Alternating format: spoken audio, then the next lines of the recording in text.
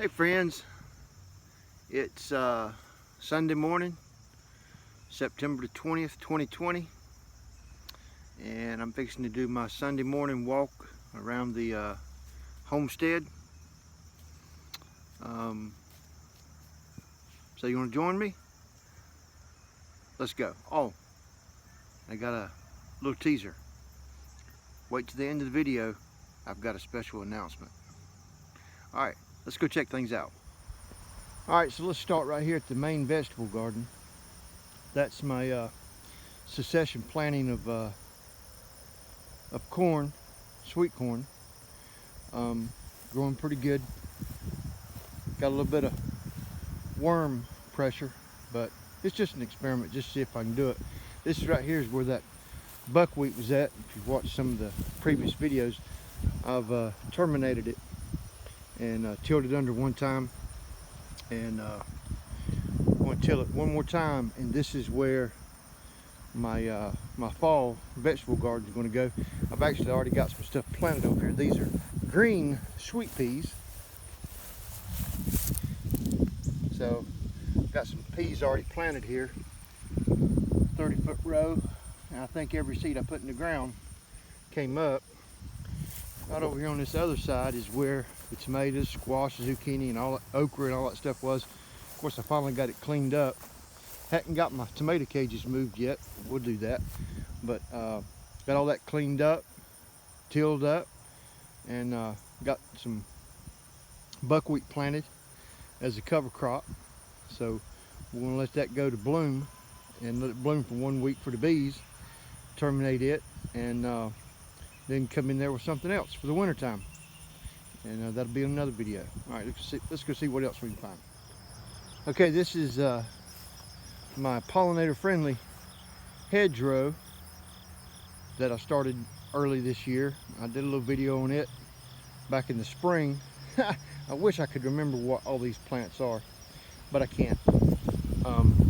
The ones I do know what they are these beauty berries.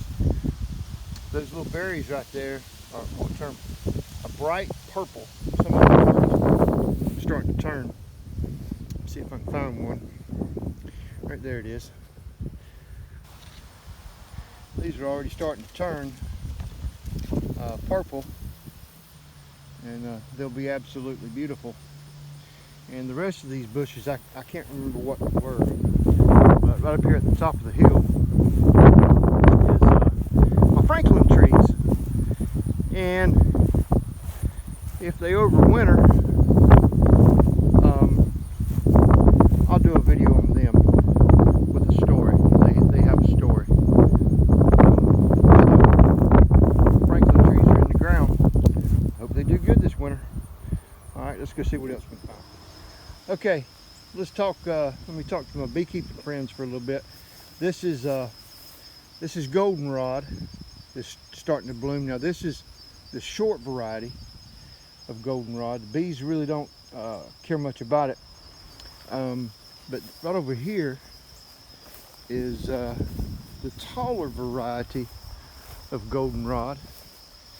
The bees love it.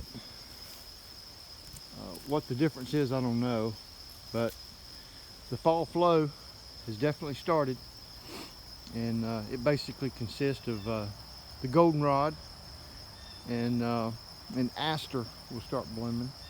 I don't have any aster close by, or I'd show you that too, but maybe I'll find some of that here in a second.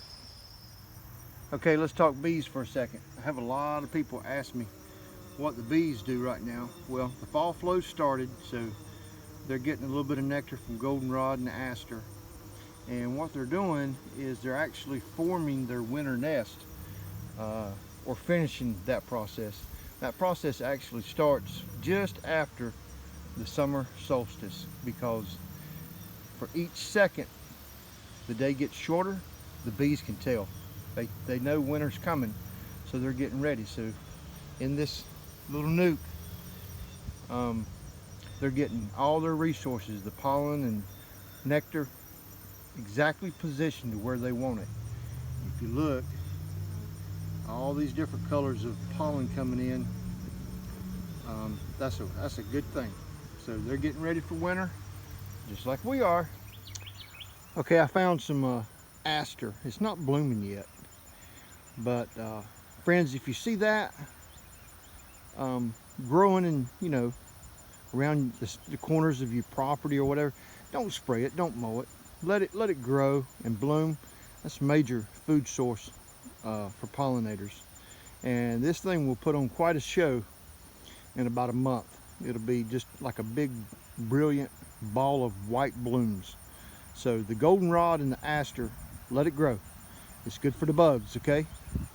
All right, let's go to our next one. Okay, so here's the plot right behind the house.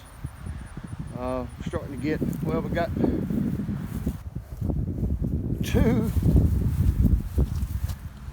red tomatoes on there, or soon to be red. I planted all these on July the 14th, so I'm hoping that I'll have tomatoes possibly all the way to Thanksgiving. We'll see. Anyway, those are an heirloom Arkansas Traveler. And of course, y'all have seen this a couple times. This is my crowder peas. The leaves are starting to fade now, so pretty soon I'll be able to harvest all that. Let me show you this over here. These are some of the biggest tomatoes I've ever seen in my life. These are what's called, they're an heirloom called mortgage lifter. Look up the story. There's a story behind them. Look at the size of these tomatoes. In my hand. Look. That thing's as big as my hand. It's the biggest tomatoes I've ever seen. If they just turn, look at that thing. Look how big they are compared to my hand. That's one tomato. Unbelievable how big they are. Aren't they beautiful? Just loaded with green ones like that. I hope they turn soon. And the only thing I feed them is a product from Neptune's Harvest. It's got seaweed extract and fish emulsion in it. And I do a foliar feed and soil drench every other week. So that's my tomatoes. All right, let's just keep the video going. Over here and show you some stuff growing here at the house. Oh, wandering dew. I think that's what Mom calls that. Beekeeping friends. Need to plant some of that. Early in the morning, this stuff blooms. And the bees are out here early in the morning, this time of year. So that's a good forage for them. And over here is what's called ruby red bean vine. Oh, and look there. Look here. Look at this caterpillar. Look at that. You just never know what you're going to see when you're doing your walk. Anyway, aren't those beautiful? Look at those bean pods. The blooms were amazing before they set the bean pods.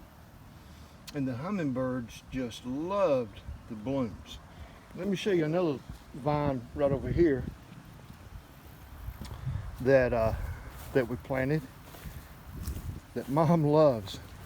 Okay, this is called a moon vine. Okay, these things start blooming, or the bloom starts opening about 5 o'clock in the afternoon, and they bloom. The bloom is completely open by dusk. Okay, they bloom at night. They bloom one night, and that's it. But you see how big. Look at my hand. You see how big the blooms are. They're absolutely beautiful. And this is what, let me see if I can find one. Right there. Right there's one. That's what the blooms look like before they open. Now, these is about 2 days away from opening. But it's just a neat plant. You know, I like growing neat stuff. So, just something different. Okay, now for the big reveal. Everywhere I go, I walk past something I want to share. Some of you saw the pictures of the tomato sucker that I cut off and put in a jar of water, and it formed roots, and this is it. I've potted it. It's alive. That's free tomato plants off of suckers. So I thought that was cool. Now for the big reveal. I don't know if y'all can see. Well, maybe if I zoom in, you see all those orange flags out here in this field beside the homestead. What we're doing is next year we are going to start a cut flower farm, okay?